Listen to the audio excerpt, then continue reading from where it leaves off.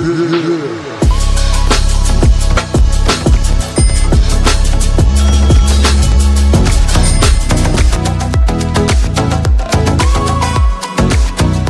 the tropical dusk of Digos City, with the hum of jeepneys and the rustle of mango leaves outside, a little girl would sing as if she was shaping the world with her breath. That girl, Christine Zini Lobregas Tandingan, known to millions simply as KZ, would grow into a voice that traversed continents, genres, and languages. She did not arrive fully formed. She arrived through struggle, discipline, and the stubborn insistence of an artist who believed that the truest music is the music that finds the heart of its listener. This is the story of KZ Tandingan, how a child from Devo found a stage, seized it, and then remade the stage to fit her, a singer whose timbre carries jazz's intimacy, R&B's soul, and the raw emotional honesty of pop, a cultural emissary who has brought Filipino voice to international arenas, and a musician who refuses to let labels confine her. The tale unfolds across years of study, moments of viral eruption, brave creative turns, and a life lived partly in public, partly private, all of it threaded by song. Christine Zini Lobregas Tandingan was born on March 11, 1992, in Digos City, Davao del Sur, in the southern Philippine island of Mindanao. Her childhood was shaped by the everyday textures of provincial life, family gatherings, church services, and local music that wove Tagalog and Bisaya, Western standards and Filipino classics into the household soundtrack. From a young age she sang, often for family, sometimes in school programs, and music became both pastime and pulse. Her parents, like many Filipino families, saw music as a treasured gift rather than an assured profession. Still, they supported her early inclinations, talent shows, local acoustic gigs, and the small stages of provincial fiestas. Those years taught KZ the vital lesson that performance is not simply about technical skill but about presence, about connecting to an audience that might be listening for respite, celebration, or consolation. A throat problem in her junior year of high school would temporarily pause her singing. The interruption was painful, it threatened the one thing she had been steadily building, and it forced a period of adjustment. But the break also gave her perspective. She understood early that a voice is an instrument that must be tended, and that setbacks can teach craft as much as they test spirit. After recovering and finishing secondary school, she pursued higher education, not in music, but in the sciences. KZ enrolled at the University of Southeastern Philippines in Davao City and graduated with a Bachelor of Science in Biology. The choice was pragmatic and sensible. It is emblematic of many Philippine families' desire for secure professions, but the classroom did not extinguish the musician. Instead, it broadened KZ's patience and discipline, qualities that would later serve her in the cut and thrust of national competitions. KZ's family provided a firm, sometimes quiet scaffolding. To the public she has described her upbringing in modest but loving terms: parents who wanted the best for their children, siblings who were companions and sometimes collaborators, and a hometown that offered a rooted identity. The values she learned in Digos, humility, resilience, a strong work ethic, remained with her as she moved to Manila and onto national stages. The family factor is more than background, it appears in the way she speaks about success, not as an individual triumph but as a shared, filial blessing. Her decision to marry later, to fellow musician TJ Montad in 2020, would be the subject of affectionate public interest. The wedding, held during a period when public gatherings were constrained by the pandemic, was nevertheless an intimate milestone that reinforced her view of life as a balance between career and quiet partnership. That KZ has a science degree is a detail that surprises casual fans but delights those who appreciate artists with eclectic backgrounds. A biology degree implies methodical study, laboratory discipline, and a temperament for sustained focus. For KZ, those habits translated into a rigorous approach to music, learning vocal technique, experimenting with arrangements, and rehearsing until nuance became second nature. She supplemented formal study with countless hours singing in local bands and small acoustic ensembles in Devo, real education that can't always be found in conservatories, the education of late-night club sets, returning to the same song until it gains new color, and learning how to read an audience's mood. After university, Casey continued performing on the local circuit. These were not glamorous shows, cafes, acoustic nights, the occasional mall performance, the kind of grind that forges confidence and variety. Her repertoire was broad, from jazz standards to contemporary R&B, and her vocal identity was beginning to crystallize, a warm lower register, an able and expressive top, and an instinct for phrasing that could reinvent a song. Everything changed in 2012 when she auditioned for the X Factor Philippines. Her audition, the memorably jazzy performance, created an immediate star. In one clip that later circulated widely online, she delivered a rendition of Somewhere Over the Rainbow and then, at the judges' urging, followed with Ready or Not by Lauryn Hill/The Fugees, displaying both singing and rapping skills. The performance drew standing ovations and the judges' declaration that a star is born. Her audition video went viral and introduced Casey to a national audience. Within months, she had become a name people associated with originality and technical daring. Casey progressed through the stages of the X Factor with a combination of artistic risk-taking and emotional clarity. She was not a contestant who merely reproduced songs, she remade them. Where others went for safe renditions, she favored interpretations that felt personal and immediate.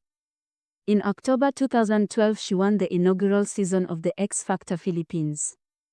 The win was a launchpad that brought recording opportunities, TV appearances, and the practical challenges of translating competition success into a sustainable career. Immediately after the victory, she entered music programs and songwriting competitions. In early 2013, she participated in the Himig Hondog songwriting competition with the song Scared to Death, and released her self-titled debut album later that year on May 2, 2013. The album, produced by established professionals, featured original material and showcased her adaptability, jazz inflections, emotional ballads, and pop sensibilities. The release was accompanied by concert dates and a growing presence on television music platforms.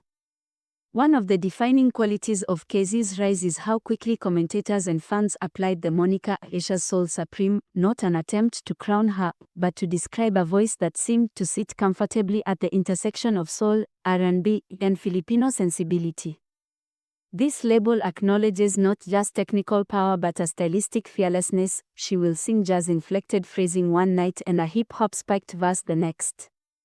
That stylistic elasticity would become a competitive advantage on regional and global stages.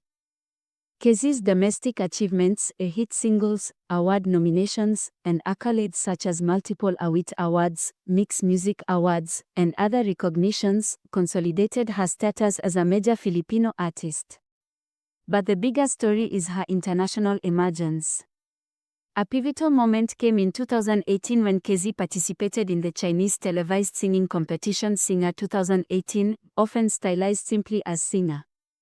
She entered as a challenger and captured attention by blending English and Chinese repertoire, and by offering distinctive arrangements of well-known songs. Her debut on the show, notably a take on Adele's Rolling in the Deep, placed first that week and introduced her to a vast audience across China and beyond. Her run on the program ended a few weeks later due to the competition's format, but the visibility was transformative: new listeners, new invitations, and a reputation as a performer who could cross linguistic and cultural borders. In 2019, she achieved a milestone that underscored her commercial and global reach. She staged a sold-out solo concert at the Dubai World Trade Center Arena, becoming one of the first Filipino artists to headline such a large Middle Eastern venue. The Dubai concert was not merely a numbers achievement, it represented the global diaspora's appetite for Filipino music and the capacity of artists like Casey to anchor large-scale international productions.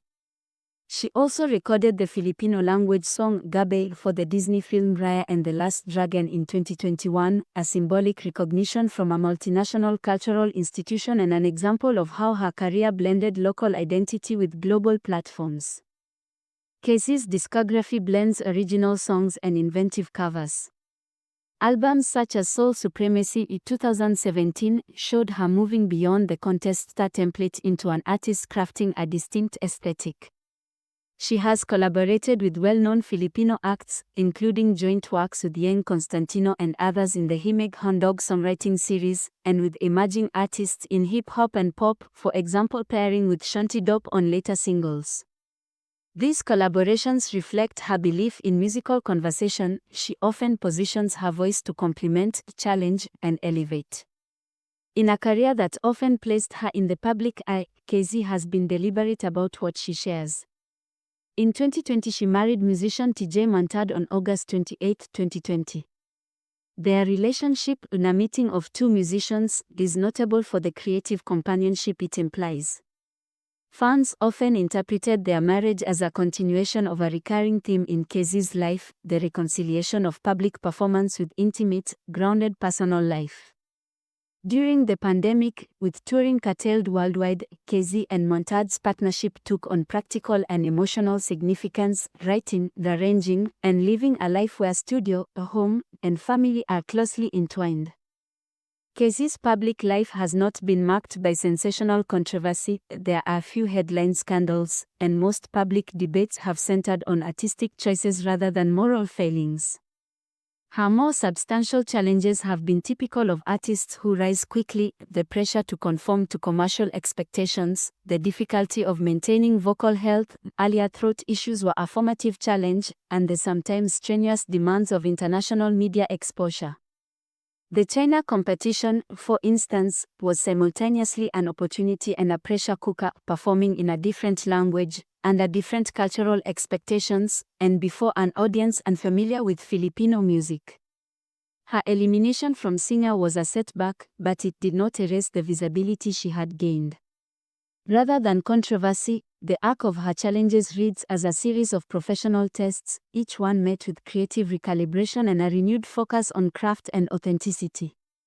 KZ has engaged in charitable and community-oriented performances, as many Filipino entertainers do when the nation faces tragedy or need. Benefit concerts, televised charity drives, and performances in support of social causes are part of a tradition of public service among Filipino artists, leveraging visibility to help relief efforts, educational programs, and cultural initiatives. While she is not primarily known as a foundation founder or high-profile philanthropist on the scale of some international stars, her participation in benefit events and public-spirited appearances reflect a consistent ethic: music as a means of service. Public event listings and charity appearances have been part of news coverage of her touring and festival activity. KZ Tandingan's trophy case and awards list provide measurable evidence of impact. Among her honors are multiple Awit Awards, the Philippines' prestigious Recording Awards, Mix Music Awards, and several recognitions from the live music and radio communities. Over the years she accrued awards for performance, interpretation, and collaboration, categories that reflect both artistic craft and industry acclaim. These recognitions corroborate what fans and critics often say, that KZ's artistry is both serious and popularly accessible. The early 2020s were complicated for all performing artists. KZ pivoted towards studio work, special recordings, and selective touring as conditions allowed. She returned to television talent shows as a mentor or coach, extending the arc that began with her own contest win to a role helping younger artists find their footing. For instance, she has served as a coach on seasons of The Voice Kids and similar programs, roles that allow her to mentor and also to shape the next generation of Filipino singers. At the same time, international concerts resumed and she continued to represent Filipino music abroad at festivals like 1MX and international stages in North America and Europe. If a single word describes KZ's approach, it is adaptive. She is a stylistic chameleon who nevertheless maintains a consistent identity, a soulful authenticity that translates across idioms. Critics often note her jazz phrasing, hip-hop sensibilities, including rapping on occasion, and an approach to arrangement that privileges emotional narrative over mere vocal fireworks. Younger Filipino artists cite her as an influence for daring to be different while still succeeding commercially. She has therefore become a model for how to remain artistically adventurous in a market that often rewards formulaic hits.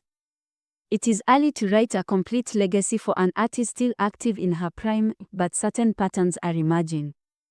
She exemplifies a trajectory that once seemed less likely for Filipino performers: domestic success followed by a credible international profile. Casey's participation in China's Singer and her major international concerts are evidence of cross-border appeal. Her ongoing work on Filipino television as a coach shows a commitment to cultural continuity.